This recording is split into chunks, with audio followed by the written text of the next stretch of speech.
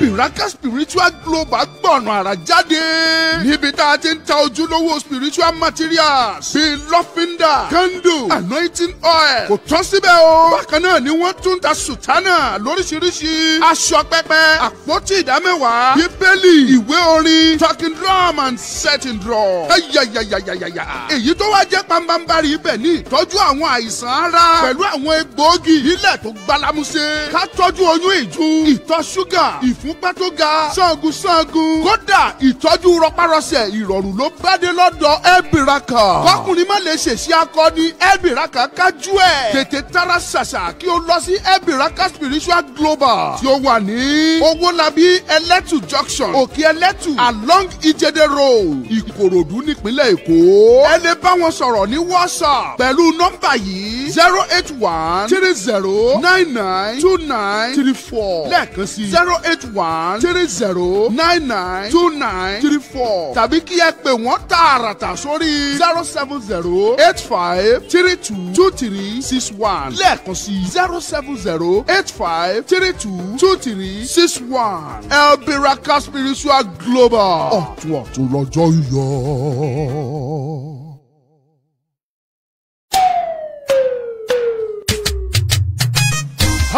Gbogbo ẹ̀yin ojúlówó ọmọ Yorùbá ẹ súnmọ́ bí ẹ wá gbọ́ o. Ìròyìn ayọ̀ ńlá kan mà ní mo mú tọ̀ yín wá. RBE Virtual Bank. Èyí jẹ́ ọ̀kan pàtàkì lára àwọn ilé ìfowópamọ́ orí ayélujára tó ń rí sí rúbà yan owó tí a ṣètò fún orílẹ̀-èdè Yorùbá. Ìròyìn ayọ̀ náà tún ni wípé kò sí irú owó tí ẹ ò lè fi dúnàádúrà lórí RBE Virtual Bank. Ìbáà ṣe dọ́là tàbí owó euro tàbí pound sterling, West African CFA, Gambia dollars àti Libyan dinar. Bákan náà ni náírà Nàìjíríà ò gbẹ́yìn rárá. Ẹ̀yin lè kówó yín pamọ́ sí RBE Virtual Bank kẹ́ ẹ bá lè mórí bọ́ lórí ọ̀rọ̀ náírà tó fojoojúmọ́ ń ṣòjòjò. Bóyá lẹ́tí ẹ̀ mọ̀ pé rúbà kan ṣoṣo dọ́là 12 ni $12 to 1 rúbà. Kò wá tán síbẹ̀ o lè fowó ránṣẹ́ sí òkè òkun. Àwọn tó wà lókè òkun náà sì lè fowó ránṣẹ́ sílé láti inú àpò ìṣúná rúbà tiẹ̀. Owó kì í sọnù níbẹ̀. Ìfọ̀kànbalẹ̀ wà lórí owó tẹ́ ẹ bá fi pamọ́ sí ilé ìfowópamọ́ orí ayélujára yìí. Tètè lọ forúkọ sílẹ̀ lónìí kí o sì gba nọ́mbà ìdánimọ̀ tirẹ̀. Fún ẹ̀yin tí ẹ̀ ń fi àlàyé lẹ́kùnrẹ́rẹ́ ẹ pè Bishop Adesina sórí WhatsApp nọ́mbà yìí +234 9067 05 0000 lẹ́ẹ̀kan sí +234 9067 05 0000. WhatsApp nìkan ni kí ẹ ti pe nọ́mbà yìí o tàbí kí ẹ kàn sí wẹ́bsáìtì wọn ìyẹn ní www.rbebanking.org. bákan náà lẹ lè gba mobile app wọn sílẹ̀ látòrí Google Play Store. Rúbà owó àwa ọmọ Yorùbá RBE Virtual Bank ló ń ṣètò ẹ̀. Tètè forúkọ sílẹ̀ kó tó pẹ́ jù.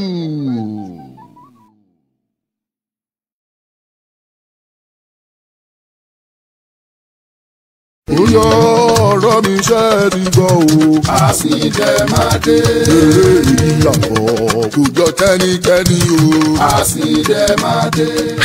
Àsìndẹ̀mádé. The Royal Craftsman. Ọmọlúkàfí production ṣe lè yóò kọjá bẹ́ẹ̀. Àsìndẹ̀mádé. The Royal Craftsman. Tàlàsìndẹ̀mádé. Ṣoreṣore wọ bí ṣore sí. Ìlú ayédè ọgbọ̀nlọ́wọ́ àìsàn kò ní kú fọ̀ ládìde.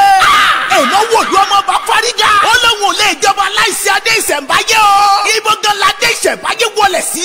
Ìyàwó ọba kájọ làrètí rojú kankan yìí. Ẹni agbọ́njú ọkùnrin ọmọ jẹ ní àgbà. Olùkọ́ yìí ò sinmi ogun ìlú kájọ lọ sinmi ìjà.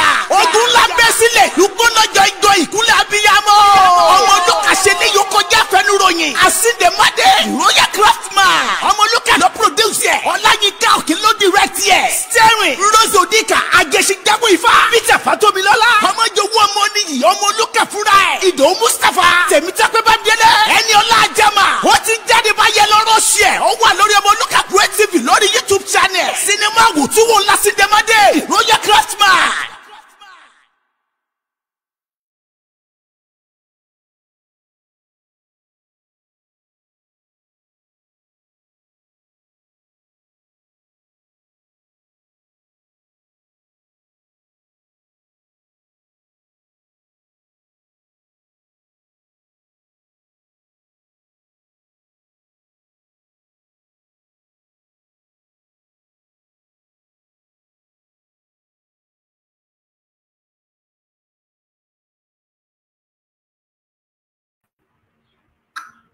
Wọ́n kí gbogbo ẹ̀yin olólùfẹ́ Ọmọlúkà Great TV káàkiri àgbáńlá ayé níbikíbi yòówù tẹ́ wà tẹ́ ti ń wò mí lọ́wọ́lọ́wọ́. Ọmọlúkà yín rèé tí ò pé méjì. Ọmọ arógun máṣà ọmọ arógun máṣojo mo kí yín o gbogbo ẹ̀yin ọmọ Yorùbá tòótọ́. Mo kí Gani Olóyèdé tó ti darapọ̀ mọ́ wa lórí ètò yìí, mo kí yín ẹ káàbọ̀ sórí ètò náà. Èyí tẹ́ ti darapọ̀ náà ní TikTok mo kí yín, èyí tí ẹ wò wá náà ní YouTube mo kí yín o. Bẹ́ẹ̀ bá ṣe ń gbọ́ ètò ẹ máa bá wa pín, ẹ máa bá wa share kẹjẹ kó lè ṣe kíni kó rìn kó débi tó bá yẹ kó dé, kélétí kó gbọ́, ẹni tó bá létí kó tètè gbọ́, torí kíni àwa ò ní sinmi ogun, a ní dákẹ́ ìjà, a ní dákẹ́ ọ̀rọ̀ sọ. Mo ti sọ fún yín, ẹ̀yin tí ẹ bá ti wo sinimá mi tuntun tí mo pe àkọlé ẹ̀ ní Àsìndẹ̀mádé, ẹ lọ bá mi wò ó wà nínú YouTube channel mi Ọmọlúkà Great TV ní àkọlé ẹ̀, ẹ lọ bá mi wò ó.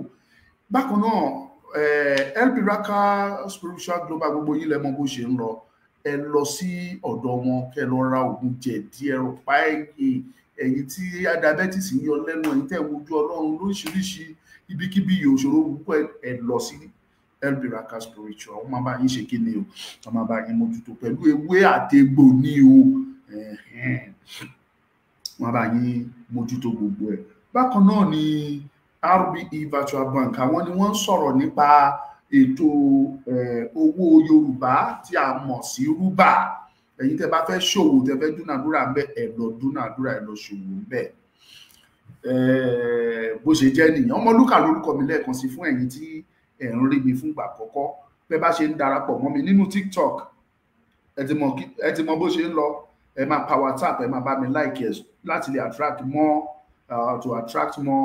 viewers. Ìtẹ́lẹ̀ wò wá náà ní Facebook, ẹ mọ̀ bó ṣe ń lọ. Ẹ like ẹ kẹ́dẹ̀ share. Ẹ̀yin tí YouTube náà ẹ like ẹ share ẹ kẹ́dẹ̀ tún subscribe síbẹ̀. Ìwọ tó ti follow mi náà follow. Òdìgbà tá a bá fi gbogbo ẹnu sọ. Ẹ̀yin tẹ́ ń tẹ̀lé mi lójoojúmọ́ nínú TikTok mi, mo dúpẹ́ lọ́wọ́ yín. Kò sí èdè, àwọn èèyàn máa rọ́wọ́, wọ́n ṣáà join mi. Mo dúpẹ́ lọ́wọ́ yín, mo mọ̀ lórí. Yes! Ominú ń kọ mí. Ẹ mọ̀ pé mi ì ní dákẹ́. mi ní sinmi torí pé kí ni bí ọ̀rọ̀ bá ṣe rí tí bá ti rí pé ọ̀rọ̀ yìí ó máa bí wàhálà, ọ̀rọ̀ yìí máa bí ṣòro, ó máa bí ogun ńlá, èmi á tètè jáde, máa tètè wá sọ fún yín ẹ̀yin ọmọ Yorùbá. Mo fi gbogbo ohun tẹ́ ẹ ní láyé mo fi bẹ̀ yín. Ìwọ tó bá wọ inú prógrámù yìí wá, rí dájú pé o pín ibikíbi yòówù tó ti wò ó, bóyá Facebook ni, bóyá YouTube, bóyá inú TikTok ló ti wò mí, make sure yìí pé o pín. Not for myself, ó lè jẹ́ fara mi, because ó ṣeé ṣe kí n jèrè nídìí ẹ̀ pé ẹ bá mi pín yẹn, of course. Ṣùgbọ́n èrè tí mo fẹ́ jẹ wà láìtàláì kò tó àǹfààní tí gbogbo ẹ̀yin ọmọ Yorùbá tẹ máa jẹ nínú ọ̀rọ̀ mi. Kò tó. For that reason, mo bẹ̀ yín nítorí t'Ọlọ́run ni. Ẹ má ro àìṣedéédé mi, ẹ pín ètò yìí. Mo fẹ́ kó rìn, kó dé etí ọmọdé, kó dé etí àgbà, kó dé tọkùnrin, kó dé tóbìnrin nílẹ̀ Yorùbá. Yorùbá ní kókókó là ń rán fáadití. Mi ìdẹ̀ ní dákẹ́, mo ti sọ. Rasheed Saheed, you are welcome. Mi ní dákẹ́. Ajá Oyèfúsì, ẹ káàbọ̀ sórí ètò jàre. Mi ní dákẹ́ ariwo pípa, mi ní dákẹ́ sísọ fún gbogbo ẹ̀yin èèyàn wípé wàhálà wà. Bọ̀tẹ́ rántí pé mo sọ̀rọ̀ fún yín láìpẹ́. Mo láwọn tó ń ṣe wá, mo dárúkọ wọn pé ọ̀nà bíi 3-4 ni wọ́n. Ogun Bìrìtìkó ó ń jà wá. Ogun àwọn Fúlàní ó ń jà wá. Ogun ilé ó tún jà ìran Yorùbá. Ogun ilé ń jà wá gidigidi. Ẹ gbọ́ ni ogun ilé mi ní ẹ̀mí ìgbọ́kẹ́. Ogun ilé ó ń jà ìran ọmọ Yorùbá. Àwọn wo dẹ̀ ní ilé tí wọ́n fogun ń jà wá? Thank you K-Money, thank you, you are welcome. Àwọn wo ní ilé tó ń fogun ń jà wá? Ẹ̀yin ọmọ Yorùbá tẹ́ ẹ bá mọ̀ ẹ lọ́mọ lẹ́ni, ẹ pín prógrámù yìí, ẹ bá mi pín sí ẹ̀. Mẹ́sẹ̀jì fẹ́ jáde lé ní àṣírí tẹ́ ẹ mọ̀ mo fẹ́ sọ fún yín o.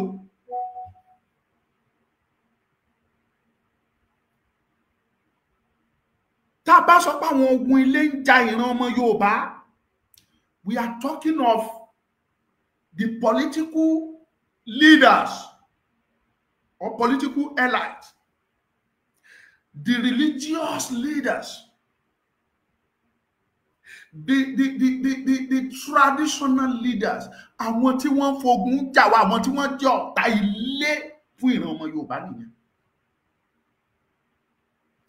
Ṣé rí pé ọ̀nà tó gún gbà fi jà Yorùbá ọ̀nà tó pọ̀ ni. Àfọlọ́run ọba nìkan, ọba láwùrà, ọba tí ń jẹ́ Olódùmarè, òun ló lè gba ìran Yorùbá sílẹ̀. Torí ogun yìí ó ti wá pọ̀ kọjá ń tá lè sọ. Tó bá wá jẹ́ pé kò tiẹ̀ tún wá sógun ilé ni, ìbá dẹrùn. Ogun ilé yẹn gan tó wá fẹ́ burú jogun òde lọ. Ogun tó jà Yorùbá nílé, òun gan ló ní agbára ju àwọn ogun tó kù. Torí bá yẹ pé ogun ò jà wá nínú ilé ni, a lè fara mọ́ra dáadáa láti lè kojú ogun tó fẹ́ jà wá láti ta. Ṣùgbọ́n àmọ́ who is who? Àmẹ́ni tó ń jà fi ogun ń jà wá. Àmẹ́ni tá a fẹ́ pè. Àmẹ́ni tá a fẹ́ so mọ́ pé ẹ gbà wá. Ogun pọ̀ lórí Yorùbá ó kọjá àfẹnusọ. Òun lẹ ṣe rí tí àwọn Yorùbá ò gbọ́ra wọn yé. Òun lẹ ṣe rí ogun láàrin ọba sọ́ba. Òun lẹ ṣe rí tí àwọn èèkàn láàrin ìlú, the elite, òun lẹ ṣe rí wọn tó ń dìde ogun síra wọn. Ẹ máa gbọ́ senior advocate kan ó gbógun ti lọ́yà kan, wọ́n jọ ń bára wọn jà. Lágbájá ò gbọ́ ti tàmẹ̀dù, tàmẹ̀dù ò gbọ́ ti lágbájá. Ìjà in tó ṣẹlẹ̀ sí ìran Yorùbá òun ló fa gbogbo ẹ̀. Yorùbá bọ̀ ó ní tá a bá torí epo jẹ́ṣu, á torí iṣu jẹpo. Tó o bá lóòjọ́ ọmọ Yorùbá tí o pera ẹ ní ọmọ Yorùbá, tí ó dẹ̀ jẹ́ wípé gbogbo ìwà tó ń hù, gbogbo ìṣí ẹ bí Yorùbá ṣe máa dojú dé, bí Yorùbá ò ṣe ní bọ́ nínú ìgbèkùn ló ń hù, àwọn alálẹ̀ máa bí ẹ o.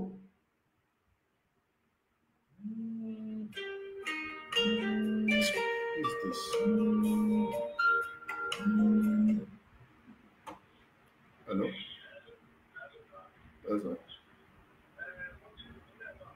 Ẹ jẹ́ ń pè yín padà.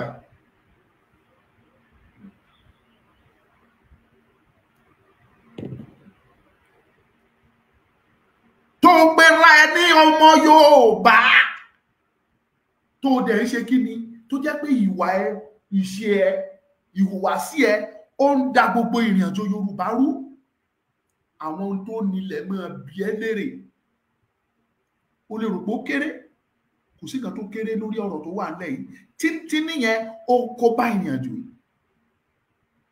Ṣé wá ra àwọn tí mo torí ẹ̀ wá wálé ní gangan òun làwọn tó pera wọn ní governors, àwọn tó pera wọn ní gómìnà.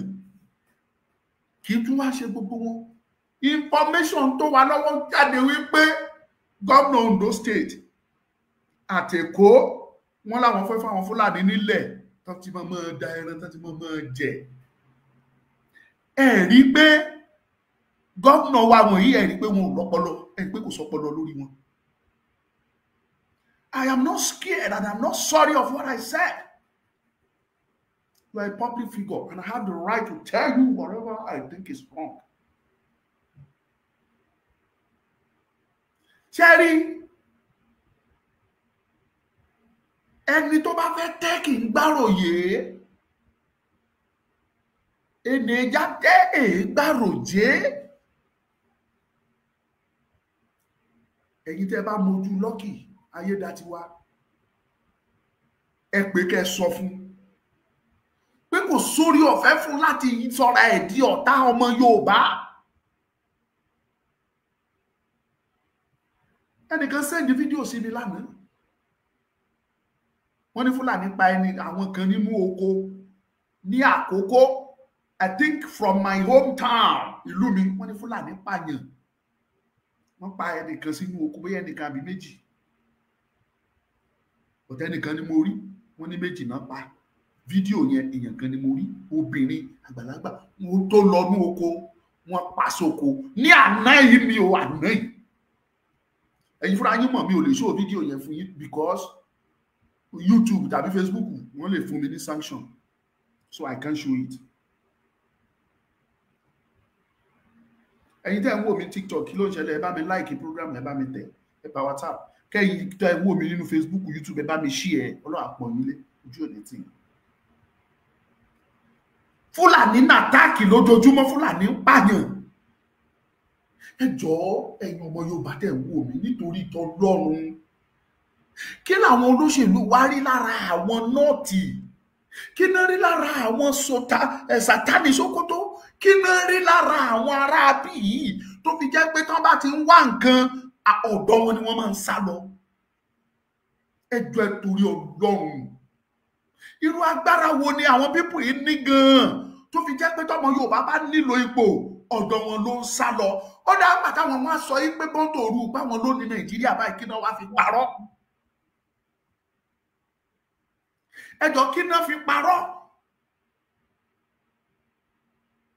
Tó bá rí kékeré Fúlàní tàbí Haúsá, á ní wà bọ́ńtò òru, aláwọn ló ní Nàìjíríà. Àwa dẹ̀ wá ń sàlẹ̀ bí alájọ náà ni, kì í ṣàwọn nìkan ló ní. Ẹ̀yin dẹ̀ nílò nǹkan, ọ̀dọ̀ wọn ló ń sá lọ. Ẹ jọ̀ọ́ ẹ sọ fún mi, ọ̀nà wo ló fi jẹ́ pé àjọ ní Nàìjíríà nígbà tó jẹ́ pé ọmọ Yorùbá nílò position, òun wá ipò, ọ̀dọ̀ wọn ló ń lọ? Lucky is doing this simply because òun wá ọ̀nà àti gba tíkẹ́ẹ̀tì ẹlẹ́ẹ̀kejì. Òun wojú rere wọn mọ́ra kó ba lè rí tíkẹ́ẹ̀tì gbà, kó lè sọ pé òun fẹ́ ṣe ẹ̀kejì. Mi ò ní pẹ́ lórí ètò yìí, ó pápápá ni máa fi ṣe. Ṣùgbọ́n wọ́n ní mo mú wá. Ẹ̀yin tẹ́ bá mọ Akérédolú, igbákejì Akérédolú tó ti di gómìnà Ondo State yìí, Lucky Ayédatiwa Orímisàn, ẹ sọ fún pé ilẹ̀ Yorùbá ò kì í ṣe ilẹ̀ tí wọ́n ń tà fún Fúlàní. Àwọn ọba ti tà wá, ẹ̀yin olóṣèlú ń tà wá, àwọn ẹlẹ́sìn ń tà wá. Ẹ sọ fún Lucky yí pé ọdún 4 péré ló ní tó fẹ́ lò, tọ́lọ́run bá wà lẹ́yìn ẹ̀ á lọ́dún 8. Ẹ sọ fún yí pé a sọ bẹ́ẹ̀ yí pé Our land is not for sale. Ilẹ̀ Yorùbá bẹ́ẹ̀ ṣe sọ fún Lucky kẹ́ máa sọ fún Sanwó-Olú lẹ́kọ̀ọ́. Sanwó-Olú is doing it nítorí pé ṣe kí ni ó ń wojú rere. Ṣé mo gbọ́ òun àti bàbá òun àti Tinubu they are not in good time. Òun dẹ̀ wọ́n nà àti bẹ̀ torí pé tó bá kúrò níbẹ̀ ó sì fẹ́ wà lókè. Wọn ò fẹ́ fi ipò lẹ̀. They want to continue to wà nípò títí láíláíláí. That is àìsàn ńlá syndrome. Disease tó wà lára àwọn olóṣèlú nìyẹn. In tí wọ́n fẹ́ ṣe lọ́dún mẹ́wàá wọ́n á ti máa ṣiṣẹ́ ẹ̀ sílẹ̀ right now. Kò sí tó burú ńbẹ̀ o.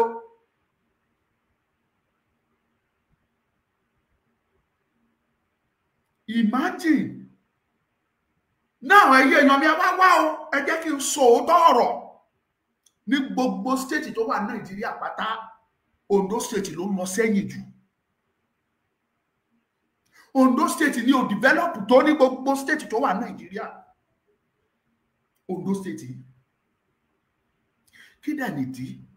Ìdí ni wípé Ayédatiwa, ẹ má bínú pé mo ń dárúkọ Akérédolú torí pé kí ni Akérédolú ó fìfẹ́ hàn sí Yorùbá. Ó dẹ̀ dùn mí pé ikú pa ọmọkùnrin yẹn. Àṣìṣe tí Akérédolú ṣe ò ju ìyàwó tó lọ ṣìgbé. Èèyàn dẹ̀ kí ń dá náà kó mọ́ kù síbì kan. Àṣìgbé ọmọ Ìgbò tó lọ fẹ́ wá tó mú gbogbo Ondo State tó dorí ẹ̀ kodò.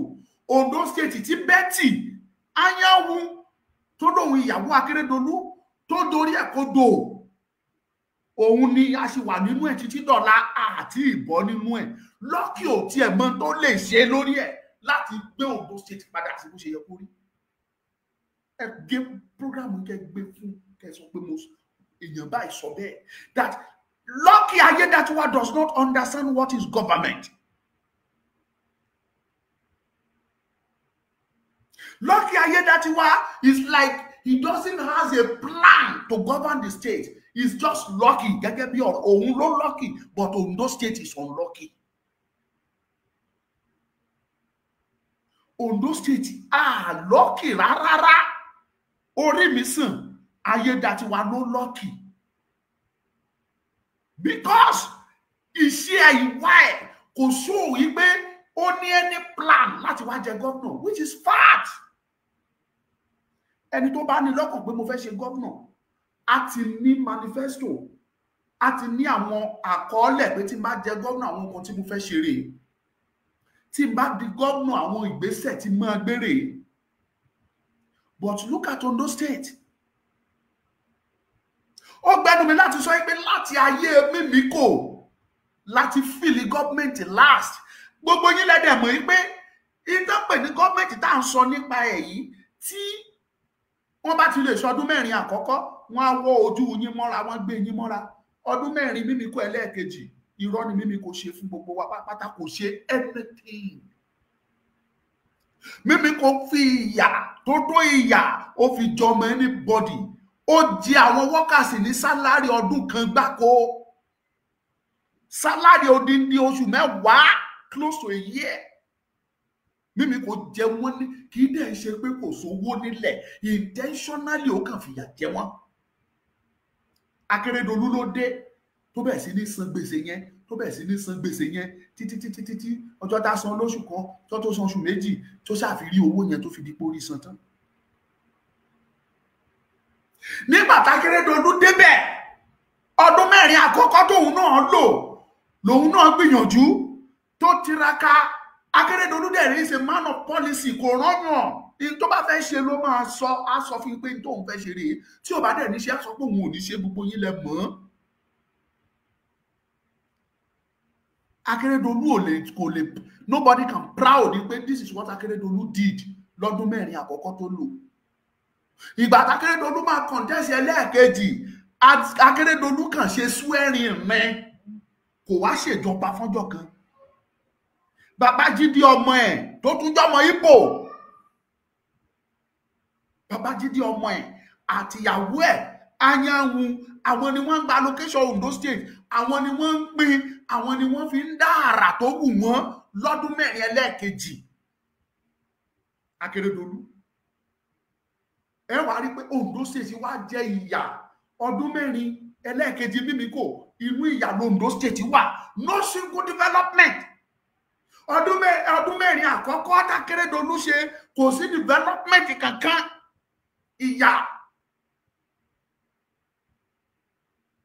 Ọdún 4 ẹlẹ́ẹ̀kejì Akérédolú, ọwọ́ ìyàwó Akérédolú ọmọ Ìgbò àtọmọ ẹ̀ tó jẹ́ pé is more close, is ó gbédè Ìgbò kò gbédè Yorùbá, kò gbédè Ọ̀wọ̀ tó jẹ́ ìlú bàbá ẹ̀, ọwọ́ wọn la kó sí lẹ́lẹ́kejì.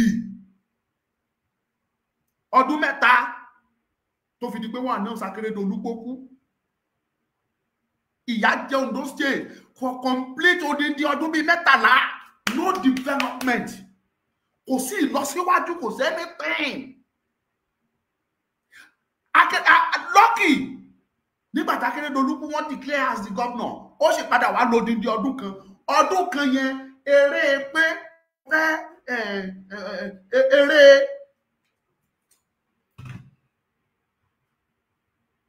eré pé nísùúrù ẹ má bínú sí mi.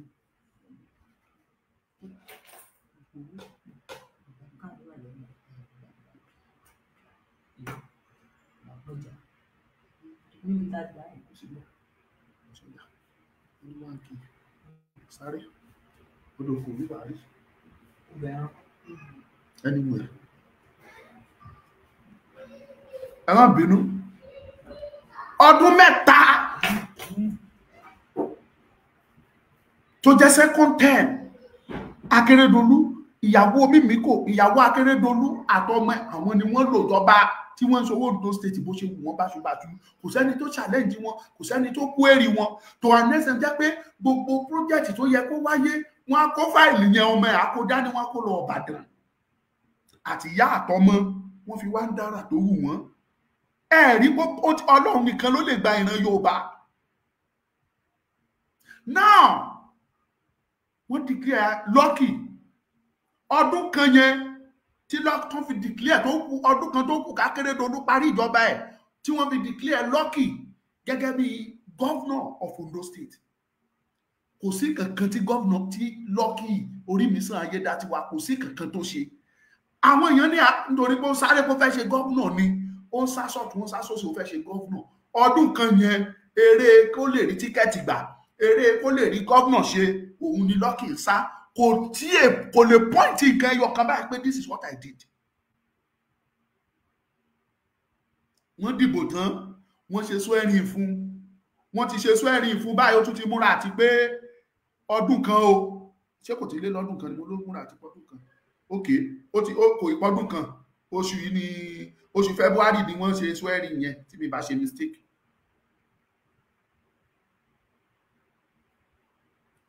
Èmi ni ti yín ní tòótọ́, ìyà tó tó ìyà l'Ondo State ń jẹ, owó tó tówó dẹ̀ ń wá látòkè,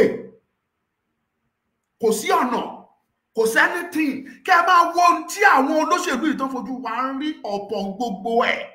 Ẹ̀tún nínú yín ń dùn bí Fúlàní ṣe ń pa wá. Fúlàní pa èèyàn látijọ́ tí Lucky ti di governor Ondo State over a year now. Èèyàn tí Fúlàní ti pa l'Ondo State wọ́n á ti lé ní 200. Eléyìí tí wọ́n sọ fún wa tá a rí nìyẹn o. Àwọn tá a rí tá a ti ẹ̀ rí rárá tí wọ́n wà náà sì tá a lè ká oyè ẹ̀ lójú ayé Lucky tó lóun jẹ́ governor Ondo State. Upon that, he decided to be friends of of Fulanis. Ó fẹ́ fún wọn ní ilẹ̀ so that kán lè ráyè wà ń bẹ̀, kán lè túbọ̀ máa pa wá sí, kán lè túbọ̀ free. Nígbà tí Akérédolú wà láyé ẹ má gbàgbé ọ̀gá ẹ̀. Akérédolú ló pàṣẹ pé òun ò fẹ́ rí Fúlàní láàrin ìgboro mọ́ o. Abẹ́ ti gbàgbé ni. Ọlọ́run kó forí jì Akérédolú. Olúwarótìmí, kọ́lọ́run kó dáríjì lọ́nà ọ̀run, kó forí ẹ̀ṣẹ̀ jì. Ikú ẹ̀ á máa dùn mí. Ikú Akérédolú dùn mí. Mi ń ṣe olóṣèlú. Ṣùgbọ́n gbogbo bá ṣe ń ṣe wàhálà Yorùbá nation, Akérédolú dìídì pa àṣẹ ní pé ẹ má arrest anybody. bẹ́ẹ̀ ni mo sọ fún yín, mo wà lọ́dọ̀ commissioner of police, ojú mi nìyẹn ṣe ń pè. Akérédolú dẹ̀ ń sọ fún pé tó bá ti bá kankan jẹ́ fi wọ́n lẹ̀ jẹ́ kan ṣe tán fẹ́ ṣe. Gómìnà Akérédolú kọ́lọ́run kó dẹlẹ̀ fún ẹ. Tẹ́ ẹ̀ bá ti tó bá ti dàlúrú ẹ jẹ́ kan ṣe tán fẹ́ ṣe. Adẹ̀ ń ṣe rally continuously, kò sí ẹnikẹ́ni, ọlọ́pàá ò lè sọ pé àwọn abankanjẹ́ tàbí pé àwọn arrest èèyàn kan.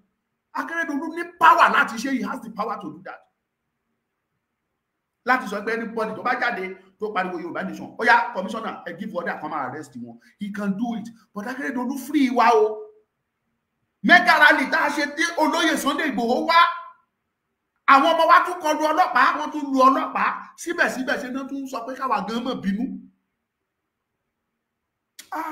Ọlọ́run kó torí ọ̀rọ̀ yìí kó torí di Akérédolú. Lucky débẹ̀, killing continue, wọ́n pààyàn sí lójú Lucky. Àwọn Àmọ̀tẹ́kùn wá wà useless, wọn ò tiẹ̀ lè ṣe anything, má jẹ́ bàbá àwọn Àmọ̀tẹ́kùn kò sí tí wọ́n já mọ́ tẹ́lẹ̀. Ṣùgbọ́n nígbà tí Lucky tiẹ̀ tún wá dé, ó tún wá worst sí. Fúlàní ti rìn láàrin ìlú bó ṣe wù wọ́n, wọ́n ti ń da màlúù bó ṣe wù wọ́n láàrin ìlú. Our governor couldn't do anything. Kàkà bẹ́ẹ̀, he now decided láti fún wọn nílẹ̀ nítorí pé kí ni àwọn kan ti ń sọ fún yín pé kò lè ṣe lẹ́ẹ̀kejì. Òun dẹ̀ ń fẹ́ ṣe lẹ́ẹ̀kejì. Ó fẹ́ lọ́dún 9. He want to be the first governor to lọ́dún 9 in Nigeria. Kò sí tó burú ńbẹ̀ tẹ́ bá fẹ́ lọ́dún 10, Mr. Lucky. Ṣùgbọ́n àwa ń tẹnu mọ́ fún yín ní pé inú kòkò dúdú lẹ̀kọ́ funfun ti jáde. Inú kòkò dúdú, you are a Yorùbá first. Kò tó máa ronú pé you want to be friends to the Fulanis. Yorùbá nìyí. Ẹ̀yin èèyàn mi, I traveled a lot. Mo máa travel dáadáa torí ìrìn àjò yìí. Mo lọ sí Èkìtì. Mo rin àwọn ìlú kan l'Èkìtì. Tẹ́ bá rí ọ̀nà wọn bó ṣe lọ. Bó ti ẹ̀ jẹ́ pé kò pàpà meet up ń tà ní respect pẹ̀lú tó dé. Gbogbo àwọn olóṣèlú wa bọ́n ṣe ń kówó wa ń jẹ. Èkìtì. Mo rin ìgboro Adó. Ṣàṣà ní street tí wàá dé ní Adó tó ò ní báyìí pé ọ̀nà yẹn tẹ́ lọ ni wọ́n dáná lọ́tà sínú ẹ̀ ní ó tẹ́ ni ọ̀dà yẹn ń dán ni. Mo rin Adó dáadáa. Mo lọ ní the same Adó. Wọ́n ti ṣe bíríìjì kìíní, wọ́n ti ṣe kejì. Òun lẹ ṣe rí táwọn ọmọ Èkìtì wa máa bú wa l'Ondo State. Tí Ondo mo wo fídíò yẹn. Ṣé mọ̀ pé ibi tó bá ti ń ṣeré ibẹ̀ náà ti mú àwa náà ti máa mú original ọ̀rọ̀ jáde. Ẹnìyẹn fi wá ń ṣeré, ó ní kán wo bíríìjì, ó ní kán wo second bridge táwọn tún ti ṣe o. Kódà wọn náà tún ti lé foundation ẹlẹ́ẹ̀kẹta. Ó ní kán wo ní táwọn ará Ondo State bá rí báyìí, ó ní wọ́n rò pé Èkó ni, bí kì í ṣe Èkó l'Èkìtì ni o. They are making jest of us in Ondo State. Ondo State dẹ̀ ti exist 29 years before Ekiti State. Mi ìwà campaign for anybody mi ìdẹ̀wà sọ̀rọ̀ òṣèlú. Mo ń sọ fún yín ní kábà lè mọ̀ pé ìyà ń jí àwọn èèyàn. Things are getting backward. Kàkà kí àwọn olóṣèlú wa tó pera wọn ní governors kan ronú. Bọ́n ṣe fẹ́ rí tíkẹ́ẹ̀tì ẹlẹ́ẹ̀kejì gbà. Bọ́n ṣe fẹ́ kíìpù ara wọn sínú gọ́ọ̀mẹ̀ntì tí wọn ò fi ní já wọn bọ́lẹ̀ ni wọ́n ń wá kiri. Kí ló dìjà Arẹ́gbẹ́ṣọlá àti Tinubu? Arẹ́gbẹ́ṣọlá fẹ́ wà nínú gọ́ọ̀mẹ̀ntì, ó fẹ́ máa ṣèjọba lọ. Kí ló dìjà El-Rufai? Kí ló dìjà Amaechi? Gbogbo wọn yẹn pátápátá they want to be government. Wọn ò fẹ́ kúrò ńbẹ̀. Wọn ò fẹ́ kágbára yẹn kúrò lọ́wọ́ wọn. Gbogbo wọn sáàmù lórí yẹn. Ara bí òdè rẹ́dí àti kò dẹ̀ rádì àti jẹ́ kágbára bọ́ sọ́wọ́ wọn mọ́. Ìjà dẹ̀ bẹ̀rẹ̀ sí ní ṣẹlẹ̀. That is what is happening in Lagos. Ìyẹn náà fẹ́ kíìpù ara ẹ̀ tóun náà bá parí ìjọba ẹ̀. Kí bàbá lè fi sípò bóyá minister or this or that. Bó dẹ̀ jẹ́ senate ló fẹ́ lọ kó lè rí tíkẹ́ẹ̀tì yẹn gbà. Gbogbo wọn bẹ̀rẹ̀ sí ní play wa. You need a political position. Kì í ṣe àwọn ló fẹ́ wá dìbò fún yín o. Àwọn èèyàn wa lẹ tún máa tàn tá tún dìbò yín o. Síbẹ̀síbẹ̀ ẹ tún lọ sọ́dọ̀ wọn iṣẹ́ lọ gba àṣẹ. Ẹ ṣe ní ṣe bẹ́ẹ̀. Nígbò jẹ́ pé àwọn ọba wa àwọn ọba aládé wa tó jẹ́ pé à ń wò ní ibi gíga ń bò jẹ́ pé àwọn gan wọ́n á gbéra wọ́n á lọ sọ́dọ̀ sultan wọ́n á lọ jòkó wọ́n láwọn dé wọ́n ní àwọn dé gẹ́gẹ́ bí mo ṣe ń sọ ẹ̀yin èèyàn mi ilé ń sọ̀rọ̀ òṣèlú mo ń sọ fún yín kẹ́ bá lè mọ̀ bí nǹkan ṣe bàjẹ́ tó ní Ondo State wá worst after tí mo rí tèkìtì tí mo rí ti Èkìtì yẹn mo lọ Òṣogbo which is Ọ̀ṣun State mo dé Ifẹ̀ iṣẹ́ ń lọ nífẹ̀ lọ́wọ́lọ́wọ́ wọ́n ṣọ̀nà ṣàṣà ọ̀nà wọn ni wọn ò ti ṣe mo Òṣogbo ò tiẹ̀ ló ń kà àwọn ọ̀nà kan wà ńbẹ̀ tó jẹ́ pé tó bá débẹ̀ ìrìn mọ́tò á dẹ̀ máa wù ẹ́ wà lọ́ṣogbo l'Ọ̀ṣun State the same thing ni Iléṣà ẹ̀rin gbogbo àwọn ìlú tí mo sọ ẹ lọ Ẹdẹ ọ̀nà ń lọ ọdún ẹlẹ́sìn oríṣiríṣi Ìwó all those ìlú iṣẹ́ ń lọ ni l'Ondo State ò lè débì kankan l'Ondo State lè ní kó bá pé wọ́n ṣọ̀nà kí la fi sórí ṣùgbọ́n síbẹ̀síbẹ̀ ẹ fẹ́ tà wá fún Fúlàní bó ṣe ń pa wá èèyàn tí wọ́n pa lóṣù tó lọ títí dọ̀la kò sí nǹkan tá a gbọ́ nípa ẹ̀ o kò sí anything tá a gbọ́ àfi tí wọ́n gbọ́ kankan wípé this is the steps tí gómìnà take even the governor didn't address us kò jáde kó sọ̀rọ̀ síbẹ̀síbẹ̀ wọ́n fẹ́ gbé wá wọ́n fẹ́ fún Fúlàní nílẹ̀ l'Ondo State yesterday wọ́n sì pààyàn ní Àkókó fídíò ẹ̀ wà mi lè play ẹ̀ ní mi bá play ẹ̀ fún yín kẹ́ ẹ rí fídíò ẹ̀ wà wọ́n sẹ́ndì ẹ̀ sí mi màmá àgbàlagbà wọ́n já ìyá yẹn sí ìhòhò dájúdájú wọ́n fagídí bá ìyá yẹn sùn kan tó pa torí ìhòhò ní òkú ìyá yẹn wà wọ́n já ìyá yẹn wọ́n já sí ìhòhò kó tó di pé wọ́n pa wọ́n bá sùn ní ìdánilójú àgbéṣe náà bá ìyá yẹn sùn orí kò sáṣọ lára ìyá wọn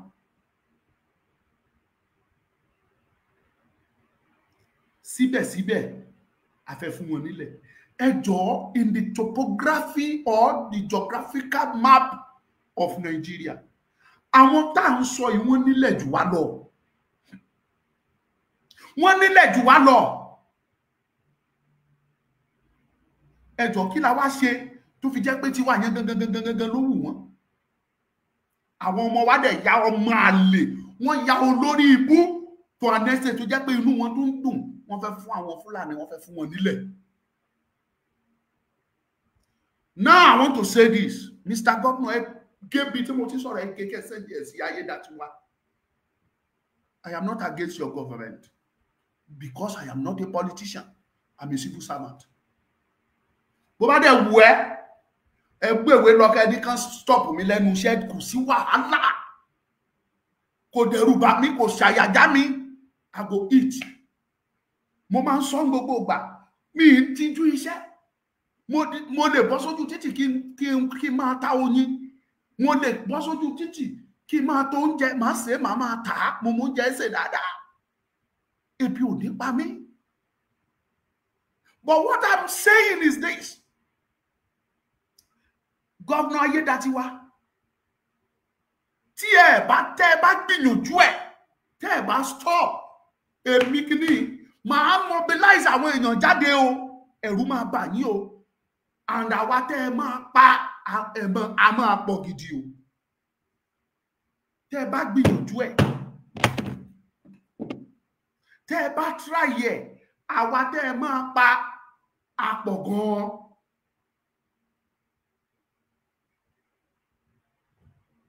mo ń sọ eléyìí kẹ́ lọ kí ọwọ́ ọmọ yín bọ́ sọ kò sí tó ń jẹ́ ilẹ̀ fún Fúlàní nílẹ̀ wa and I am saying this on behalf of the youth on behalf of everybody all the citizens of gbogbo ọmọ Ondo State ipe ẹ bá wa declare òfin ọjọ́ kìíní àná tí Akérédolú ṣe ipò òun ò fẹ́ rí Fúlàní láàrin ìlú kódà nínú gbógan àfẹ́rí wọn kí ló dé tí Fúlàní máa jókòó sínú igbó wa kí ló dé tí Fúlàní máa gba igbó lọ́wọ́ wa tí wọn ò ní jẹ́ káráyè ṣoko ká jẹun kí ló dé tó fi jẹ́ pé Fúlàní bìlíìfù pé táwọn ò bá kó oúnjẹ wá fún wa à lè jẹun bàbá máa wí tàbá máa sọ ẹ̀yin ilẹ̀ máa sọ ẹni Yorùbá youths are lazy. Who told you that we are lazy? I want to farm. Mo fẹ́ ṣoko. But ẹ̀rù ń bà mí. Torí kò sí nǹkan tí mo jẹ sára.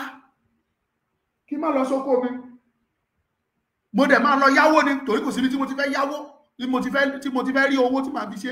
Máa lọ gba owó ní báǹkì ni. Tí wọ́n bá rí mi yá, tí wọ́n bá rí yá fún mi, màá yá, màá fi ṣoko. Tí n bá wá ṣoko yẹn, kí Fúlàní wá jẹ, kán bàjẹ́ jẹ́, kán jẹ gbogbo ẹ̀rùn. Tí n bá sọ̀rọ̀ kán gé orí mi sọnù. Tí ò dẹ̀ ní sí justice, tí ò dẹ̀ ní sí pé ìdájọ́ òdodo máa wáyé. Ìdí tí mi ṣe lọ sóko nìyẹn. Ìdí tí ọ̀pọ̀lọpọ̀ àwọn ọmọ Yorùbá ò fi lọ sóko nìyẹn. Kí ni gọ́ọ̀mẹ̀ntì ẹ̀yin Akérédolú Ayédatiwa kí ló ń ṣe lé lórí? What are you doing to make sure there is proper security for the farmers inside the forest? Fúlàní gba gbogbo inú igbó. Mr. Governor gbọ́wọ́ lẹ́rán ó ń wòran. He did nothing. Upon that, ẹlẹ́fẹ́ wá fún Fúlàní nílẹ̀. Mr. Governor, I will mobilize a very mighty protest. Ẹ bèrè mi náà, wọ́n mọ̀ ẹ̀yin fúnra yín mọ̀ ẹ́. Go and ask about Ọmọlúkà. Mo jù yẹn lọ. Abẹ́rẹ́ mi kéré ni. Iṣẹ́ mímí ẹ̀dìyẹ sá. I know you have the power. You are mighty from your own end. All the power, political power, everything that has to do with authority in the state belongs to you. No doubt. But I will let you know that there is power in the hands of the masses. If you don't stop this, man, mobilize him, massive rally. I did it in 2022. Was in governor's office. Akérédolú sì wà láyé. Commissioner was sent to me. Moniko Pada, we don't need you. This governor, but is still around. Let the deputy come out. If the deputy is not around, then the secretary to the state government should come. And I'll find out. I want to leave the ṣe. Ma mobilize a wabani, Mr. Governor. What that? I am not here for that. But I am telling you emphatically that kò sí ilẹ̀ fún Fúlàní l'Ondo state yo. Ẹ̀yin teko na egbe ka sọ fún Sanwó-Olú pé kò sí ilẹ̀ fún Fúlàní l'Ékòó. Ṣé the reason tí mi ṣe sọ much nípa Èkó yẹn ni pé already Èkó ò sí lọ́wọ́ Yorùbá. Lagos state is not in the hands of Yorùbá. Yorùbá l'Ékòó wọ́n ti bọ́ sí minority. Igbo àtàwọn Fúlàní àwọn ni majority l'Ékòó. Yorùbá is now minority in Lagos. Kò sí kankan fàtì ni mo sọ fún yín yẹn. Ẹ̀yin tẹ́ wà l'Ékòó, tẹ́ ń ṣe business, tẹ́ ń lọ, tẹ́ ń bọ̀, you can testify to this. Pé irọ́ l'Ọmọlúkà pa kò jọ. Mo ń sọ ilé fún yín kẹ́ bá lè mọ̀ ni. Onímì ṣe so much, but ẹ sọ fún no matter what, Èkó is still ilẹ̀ Yorùbá. Ilẹ̀ Yorùbá ni. Kò sílẹ̀ fún Fúlàní nílẹ̀ Yorùbá. À ń sọ eléyìí because jẹ́jẹ́ lọmọ Èkó mi lọ, mi ìkọlù ìjọba. Ṣùgbọ́n a ní fẹ́ kí ìjọba kó kọlù àwọn aráàlú. Ẹ̀yin ti rí wa bí pé kò sí ń tá jẹ́ mi. Ṣé mọ̀ pé wọ́n pààyàn báyìí nílùú mi, ó yẹ kí n stage protest. But I didn't do that. Ṣùgbọ́n tí ẹ bá continue pé dandandan ẹ fẹ́ fún Fúlàní ní ilẹ̀, bóyá Rúgàlẹ̀ ló ń jẹ́. Battery slow. Bóyá Rúgàlẹ̀ ló ń jẹ́ or whatever you want to name it. Ẹ fẹ́ fún Fúlàní ní part of àwọn ilẹ̀ wa. Ẹ fẹ́ fún wọn nílẹ̀ wa. Ó léwu o. Ní gbà. We will not tolerate it. Mo sọ mo tún sọ. Battery kini it low. I will have to round up. Ẹ sọ kẹ́gẹ́ sọ fún Ayédatiwa yìí pé mo sọ o. Ọmọlúkà ni mo ń jẹ́ Ondo state ni mo ń gbé. ó free tó bá fẹ́ gbaṣẹ́ lọ́wọ́ mi free tó gbà kò káyé máa jẹ́ ibi ò ní àmì ṣùgbọ́n mo rí pt ẹ̀ tó bá gbìyànjú I will keep on doing my research tó bá try láti ṣe o we will mobilize èmi as a person máa mobilize massively ẹ̀rù máa bá Ayédatiwa ẹni pé kò tiẹ̀ mọ́ mi lẹ́nu àti sọ Akérédolú ló ń sásẹ́nu kọ́lọ́n kó délẹ̀ fún Akérédolú Ayédatiwa reverse that òfin yẹn pé o fẹ́ fún wọn nílẹ̀ yẹn tètè reverse ẹ̀ padà kò sí tó jọ then òfin tí Akérédolú ṣe ń gbà yẹn pé no Fulani in our forest no Fulani in the city láàrin ìgboro àti inú forest àfẹ́rí wọn kán máa lọ sí ilẹ̀ wọn nílẹ̀ ṣe bọ́n ṣoko wọ́n ń gbin nǹkan lọ́hùn káwọn náà máa gbin koríko tí màálù wọn ń jẹ kán máa gbin kì í ṣe oúnjẹ tó fẹ́ máa kó wá fún wa nìkan ló yẹ kán máa gbin káwọn náà gbin koríko lọ́hùn kí màálù wọn máa rí jẹ after all wọn wá ń ta màálù yẹn fún wa ni kì í ṣe pé kán wá máa fi màálù wọn disturb wa kán dẹ̀ tó máa ta màálù yẹn fún wa ẹ̀yin tẹ́ ń jẹ màálù lẹ́mọ́ o èmi ò kì í jẹ I no dey chop am yàtọ̀ sí pé báwo lẹ ṣe ń pè nutritional kìíní ẹ̀ kò wúlò fẹ́mi mọ́ ìyìn jẹran láti ìgbà YouTube mi ìyìn jẹ màálù ìyìn sábà jẹ so ó tún wá di pé ọ̀rọ̀ Yorùbá nation dé pẹ̀lú gbogbo ohun tá a tún rí mi ò tiẹ̀ ń ya ṣàká ní ẹ̀ ni bẹ́ẹ̀ràn bá wù mí jẹ jọ bá lówó màá ra chicken 1 kilo màá ní ká wá bá mi ṣe wọ́n á ṣe màá tún yájẹ màá tún fọ́ egungun ẹ̀ ẹ̀yin lẹ̀ ń ṣe pátí tẹ́ ń pẹran ọjọ́ mo ṣòkú ìyá mi chicken ni mo fi ṣe àtẹja ẹni tí n bá fún tí ò bá jẹ kó máa lọ tí mo ní nìyẹn kì í ṣe pé mi lówó àti ra màálù ṣùgbọ́n mo pa chicken lọ rẹpẹtẹ mo dẹ̀ ṣe pẹ̀lú ẹja tó dáa ni mo fi ṣe pátí mi èmi ò ní bá yín pa màálù ẹ̀yin tẹ́ ẹ̀ palẹ̀ mọ́ to cut the whole story short because of the time mo ń sọ eléyìí fún yín ni o ẹ lọ tẹ́ etí yín bẹ̀lẹ̀jẹ́ kẹ́ ẹ gbọ́ yípe kí ni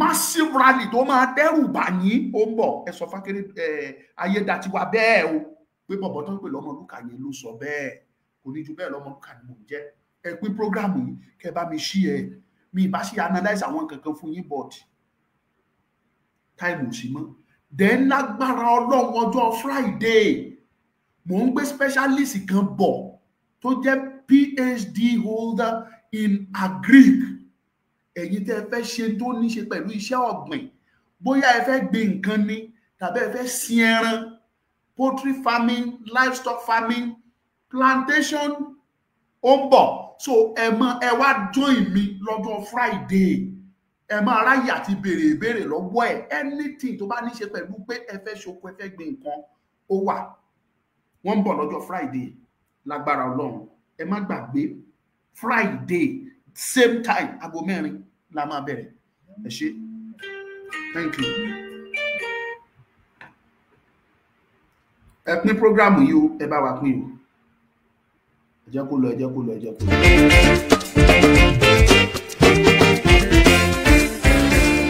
Biraka Spiritual Global gbọ̀nà àrà jáde níbi tá a ti ń ta ojúlówó spiritual materials bíi lọ́fíńdà candle anointing oil kò tán síbẹ̀ o bákan náà ni wọ́n tún ta sùtánà lóríṣiríṣi aṣọ pẹpẹ àpótí ìdámẹ́wàá bíbélì ìwé orin talking drum and setting drum ayayayayaya èyí tó wá jẹ́ pambambari ibẹ̀ ní ìtọ́jú àwọn àìsàn ara pẹ̀lú àwọn egbòogi ilẹ̀ tó gbálámúṣe ká tọ́jú oyún ìju ìtọ̀ ṣúgà ìfúnpá tó ga ṣọ́ọ̀gùn kódà ìtọ́jú rọpárọsẹ̀ ìrọ̀rùn ló bá dé lọ́dọ̀ Elbiraka kọkùnrin má lè ṣèṣe akọni Elbiraka kájú ẹ̀ tètè tara ṣàṣà kí o lọ sí Elbiraka Spiritual Global tí ó wà ní Owólabí Ẹlẹ́tù junction Òkè Ẹlẹ́tù along Ìjẹ̀dẹ̀ road Ìkòròdú nípínlẹ̀ Èkó ẹ lè bá wọn sọ̀rọ̀ ní WhatsApp pẹ̀lú nọ́mbà yìí 08130992934 lẹ́ẹ̀kan sí 081